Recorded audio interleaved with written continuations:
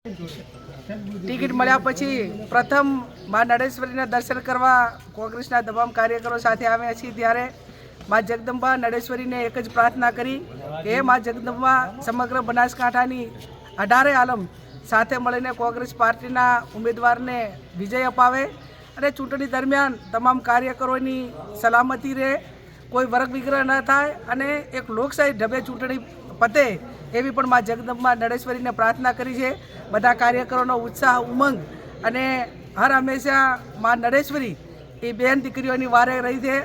હર હંમેશા જ્યારે જ્યારે પણ મા જગદંબા નડેશ્વરી પાસે પ્રાર્થના કરીને દિલથી માગ્યું ત્યારે લોકોના હિતમાં જે કાંઈ આશીર્વાદ આપી અને દરેક ક્ષેત્રની અંદર મનોકામના પૂરી કરી છે। અને ફરી પણ આજે અમે બધા જ મા જગદંબાના સાનિધ્યમાં આવ્યા છીએ, એમના ચરણોમાં પ્રાર્થના કરી અને દુઆ માગી છે અને અમારા કાર્યકરો પણ સાથે મળી ચૂંટણી લડશે।